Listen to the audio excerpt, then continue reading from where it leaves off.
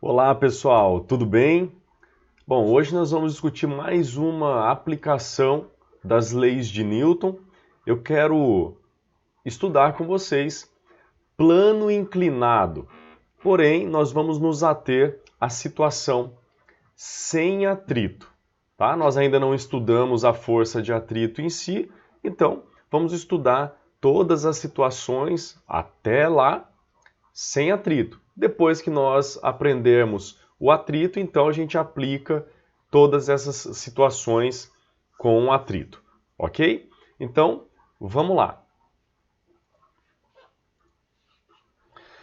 Plano inclinado.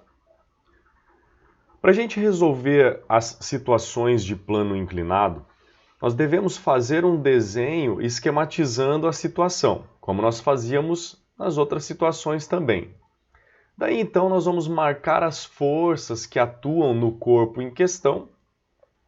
Nós vamos marcar dois eixos de referência, um paralelo ao plano e o outro inclinado. Nós vamos marcar dois eixos de referência, um paralelo ao plano e o outro perpendicular ao plano. Nós vamos decompor a força-peso nos dois eixos, o tangencial e o normal. Lembre que normal é sinônimo de 90 graus. E nós vamos aplicar as leis de Newton. Temos aqui então um plano inclinado de um ângulo θ em relação à horizontal. E aí então eu vou apoiar um corpo nesse plano. Se eu soltar esse corpo, eu sei que ele vai descer o plano, como vocês podem perceber. Obviamente que ele não vai parar, ok? Mas é essa a situação. Então, na realidade, ele desceria aqui e cairia aqui embaixo, ok? Ele não para, ele tem uma aceleração constante, sua velocidade iria aumentar enquanto ele estivesse sobre o plano inclinado. Então, vamos fazer a análise. Imagine o corpo naquela posição, marcando forças que atuam nesse corpo. Peso, normal. Essas são as duas forças que atuam sobre o corpo. Veja que o peso está apontando lá para o centro da Terra e que a normal forma 90 graus com o plano inclinado. E aí então nós vamos marcar dois eixos de referência.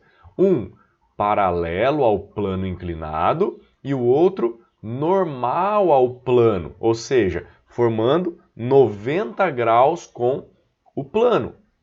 Aí então, nós podemos perceber que este ângulo de inclinação do plano com a horizontal é o mesmo ângulo de inclinação do peso com o eixo normal. Lembre disso, ok? Sempre o ângulo de inclinação do plano com a horizontal é igual ao ângulo de inclinação do peso com o eixo normal. Daí então, nós podemos perceber que o peso é uma força que está fora dos eixos N e T. Por isso, nós vamos decompor o peso. Decompor é fazer as projeções ortogonais do peso nos eixos N e T. Então, vamos lá. Projetando o peso no eixo T, nós temos uma componente que eu vou chamar de peso tangencial, PT. E, projetando o peso no eixo normal, nós temos uma componente que eu vou chamar de PN, o peso no eixo normal. Quanto vale PT e quanto vale PN?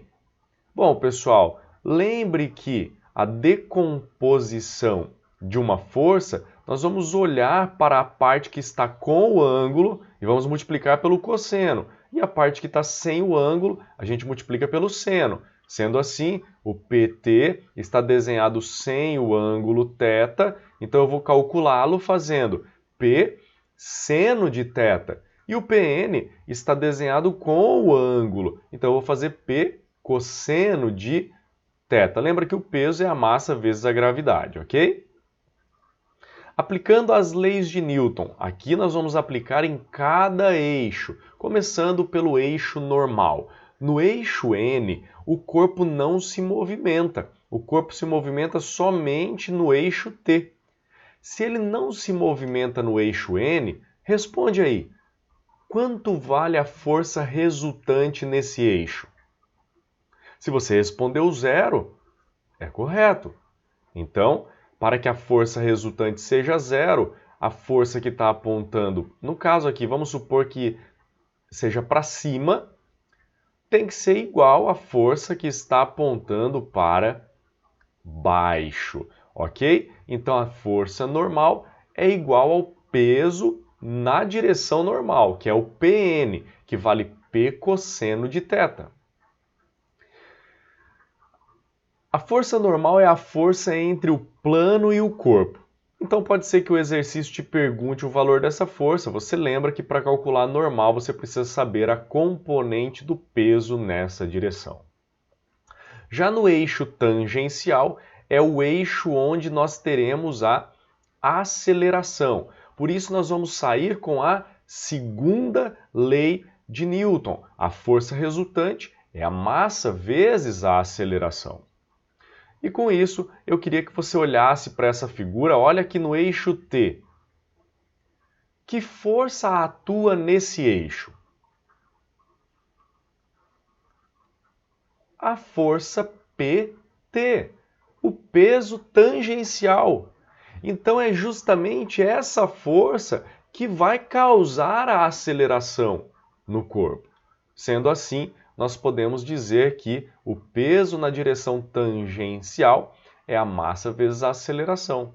E agora vamos desenvolver essa expressão. Quem é o peso tangencial? Está aqui, ó. É o P seno de θ. Mas quem é o peso? P é a massa vezes a gravidade, não é? Então, mg seno de θ é igual a ma. Tem alguma coisa que aparece dos dois lados? A massa não influencia a aceleração do corpo. Sobrou para nós, então, que a gravidade vezes o seno da inclinação dá a aceleração. Nós podemos, então, concluir que a aceleração no plano inclinado sem atrito é dada por g seno θ. É a gravidade vezes o seno da inclinação. Ok? Você pode já usar essa expressão direto. Se o exercício te perguntar a aceleração, você já parte dela. G seno θ, faz a conta e responde o exercício, tá? Você não precisa fazer toda essa continha aqui que nós fizemos, tá bom? Veja que a aceleração, ela independe da massa do corpo. Então pode ser um carro, pode ser um caminhão descendo a ladeira. Se a gente desconsiderar os atritos, como por exemplo a força de resistência do ar, ambos acelerariam com a mesma aceleração, ok? Independe da massa do corpo. Por exemplo, o freio de mão de um carro de 2.000 kg estoura quando o carro estava estacionado no topo de uma ladeira inclinada 30 graus com o nível horizontal. Perguntas: qual a aceleração do carro? Qual a força que o solo aplica no carro? E se a ladeira tem 22,5 metros, qual a velocidade do carro no fim da ladeira? Bom, vamos resolver. Novamente, apoie um corpo sobre um plano inclinado, trace as forças, peso e normal, trace os eixos, N e T. Veja que o peso está inclinado em relação ao eixo normal, então decomponha o peso no eixo tangencial e no eixo normal. Assim, você pode lembrar de aplicar as leis de Newton e resolver essa situação, se caso você não lembrar das fórmulas prontas. Eu, particularmente, prefiro que vocês resolvam sempre da maneira que eu estou mostrando aqui. Faça o esquema, marque as forças e analise a situação. Vamos pegar a fórmula pronta. A aceleração é dada por g seno de θ. Eu sei que a gravidade vale 10 metros por segundo ao quadrado, seno de 30 é meio, 10 vezes meio me dá 5 metros por segundo ao quadrado. Essa é a taxa de variação da velocidade a cada segundo, a aceleração do corpo. A força que o solo aplica no carro é a força normal. Então, lembre, ó, olha na figura aqui, ó. Como que você vai determinar a força normal? Ela não é igual ao PN? Sim, ela é igual ao PN, que é P cosseno de θ.